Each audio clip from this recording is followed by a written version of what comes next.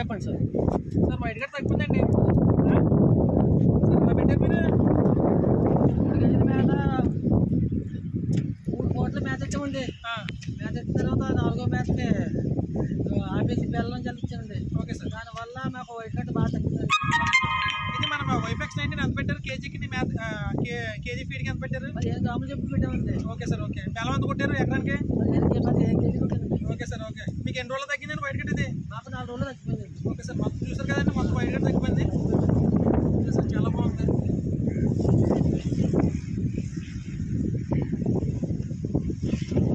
ఒకసారి దగ్గరండి. ఫ్రెండ్స్ చూసారు కదా, ఇది మన సముద్రరాయ్ గారు చెప్పారు కదా, ఇది డేస్ వచ్చేసి 76 రోజులు అవుతుందండి. చూడు ఎంత ఉంటుందో కౌంట్ నాకు కామెంట్ సెక్షన్లో కౌంట్ చేసి చెప్పండి. ఇప్పుడు మన మెడిసిన్ వాడారు ఫార్మర్ వైఫెక్స్ 19. ఈ 3 మేతలకి మనకి కేజీకి 15 గ్రాములు పెట్టారండి వైఫెక్స్ 19 అనేది.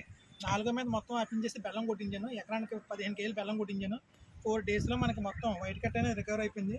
చూసారు కదా ఎంత కండిషన్ ఎలా ఉందో అనేది.